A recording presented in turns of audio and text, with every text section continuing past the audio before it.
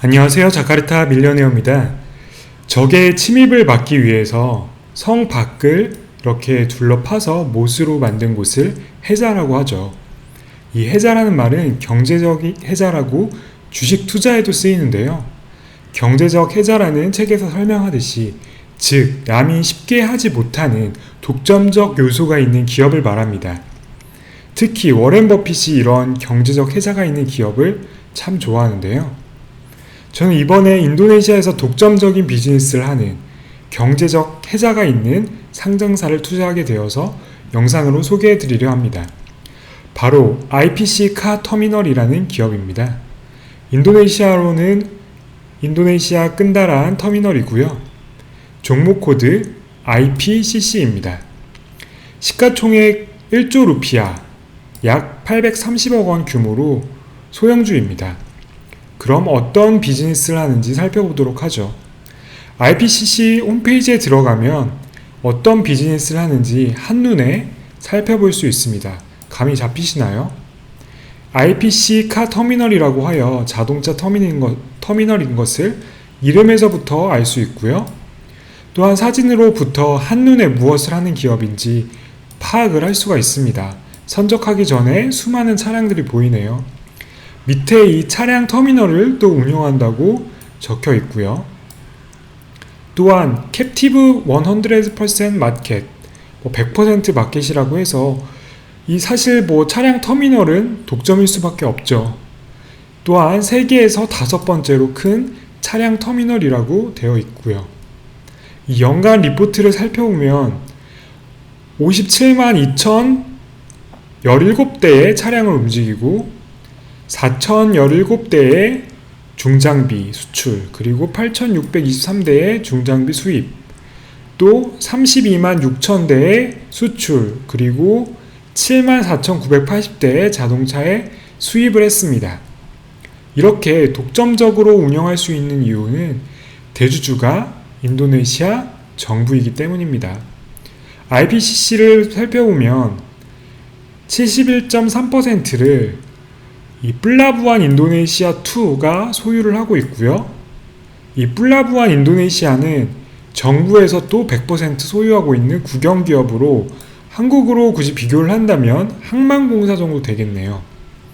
그런데 이 IPCC 대주주인 플라부안 인도네시아가 1부터 지금 2까지 돼 있는데 4로 나누어져 있는데 이 조코위 대통령이 항만공사가 1부터 4로 나누어져 있는 것을 합병을 시켰습니다. 올해 사인을 했죠. 그렇다면 이 정부가 100% 소유하고 있는 국영기업의 자회사가 운영을 한다면 독점적인 사업일 수밖에 없고, 이 독점적인 사업이라는 것을 알겠는데 이 투자 포인트가 그렇다면 어떤 건지 살펴볼까요? 독점적인 것만으로는 충분하지 않을 수 있으니까요. 첫 번째로는 성장이 기대되는 인도네시아 자동차 수출 분야입니다. 우선 인도네시아 자동차 협회에서 수출 데이터를 살펴보았는데요. 연도별 인도네시아 자동차 수출 대수가 2020년 코로나 영향이 있었지만 그 전에는 계속해서 증가했다는 것을 알 수 있었습니다. 기본적으로 IPCC 실적이 좋아지려면 당연히 자동차 수출 대수가 증가해야 하는데 일단은 코로나 상황을 제외하고는 계속해서 성장하는 추세였고요. 2021년 현재 3분기까지 나온 데이터에 의하면 2020년 코로나 상황 대비 33.5% 자동차 수출 물량이 증가했다고 합니다. 코로나로 꺾였던 수출 물량이 본격적으로 반등하기 시작하는 것이죠. 거기에 2022년부터 실적 반등에 특히 도움이 될 회사가 추가가 되었는데요. 어떤 기업인가요? 바로 현대자동차이죠.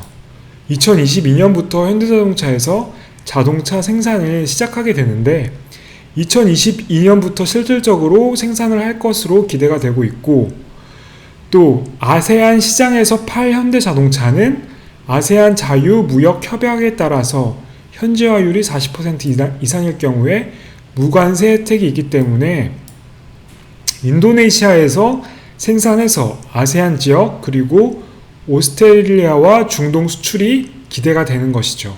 그래서 인도네시아에서 생산한 또 상당수의 자동차는 로컬뿐만 아니라 이런 아세안 국가, 오스트레일리아, 중동 수출이 기대가 되는 것이죠.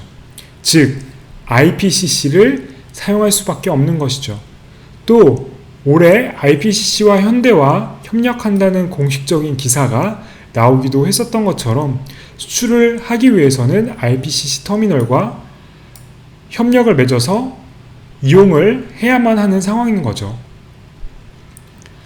물론 처음에는 인도네시아 이 IPCC에서 현대자동차가 차지하는 비중이 처음에는 크지는 않겠지만 앞으로 해가 거듭할수록 현대자동차에서 수출하는 비중과 또 생산량이 증가를 하면 당연히 IPCC에서 현대가 차지하는 수출 물량이 커진다는 기대는 충분히 할 수가 있죠.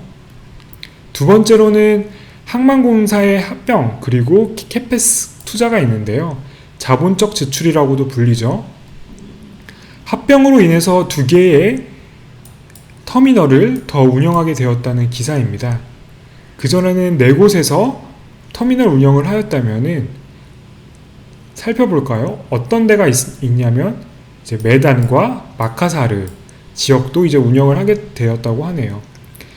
그전에는 이 딴중 프리옥이라고 하는 이 찌까랑이라고 하는 자동차 산업단지에서 자카르타 근처에 있는데 대부분 이 딴중 프리옥에서 수출입을 하고 있었거든요. 이거를 IPCC에서 소유를 하고 있었는데 이제 뭐 람풍, 깔리만탄 바랏, 뭐 그레색이라고 하는 인도네시아 이 도시인 수라바야 지역 근처에 있는 것도 이 IPCC가 운영을 하는데 뭐 나중에 이 IPCC가 여러 군데를 더 운영할 수 있는 가능성이 더 늘어난 거죠. 왜냐하면 모회사가 그전에는 플라부안 2만 있었다면은 앞으로는 합쳐지면서 좀 더 효율화를 추구하고 그에 따라서 IPCC가 자동차 분야 터미널을 모두 다 석권할 가능성이 높아진 것이죠. 이는 결론적으로 매출이 증가할 수 있는 좋은 기회입니다. 그리고 IPCC는 2018년에 상장을 했는데요. 지금까지 3,490억 루피아, 약 290억 원의 캐펙스 투자가 이루어졌습니다. 연간 80만 대까지 처리할 수 있는 캐파를 늘려서 많은 차량을 수용할 수 있도록 하는데 돈이 쓰였는데 이 앞으로 자동차 물량이 늘어날 경우에도 그대로 매출로 이루어질 수 있도록 미리 투자를 한 것이죠. 손익계산서를 살펴보겠습니다. 2019년까지 실적이 좋았던 게 2020년이 갈수록 이게 코로나 때문에 적자가 발생을 하였습니다. 2021년 현재 개선되고 있고 2022년에는 자동차 수출 물량이 늘면서 더 나은 실적 그리고 배당까지 기대가 되는 부분입니다. 그래서 2018년에 당기순이익이 최대였는데요. 1,700억 루피아였습니다. 그래서 앞으로 1,700억 루피아까지 무난하게 2년 안에 다시 실적을 찍을 수 있다고 가정을 하고 밸류에이션은 PER 10배 수준으로 평가한다면은 아까 시가총액이 1조 루피아 정도였는데 1조 7천억 루피아까지 되어야 합니다. 즉 지금 시가총액보다 2, 3년 안에 70% 상승을 기대해 본다는 거죠. 그래서 개인적으로는 900루피아 때까지는 2, 3년 안에 충분히 오를 수 있지 않을까 바라보고 있고요. 정리해 본다면은 독점적인 분야로 자동차 수출입 물동량이 증가하면서 매출 상승이 기대되는 부분, 특히 현대가 내년부터 생산과 수출이 시작되죠. 그리고 두 번째로는 인도네시아 항만공사의 합병으로 시너지 효과가 기대된다는 부분이 있습니다.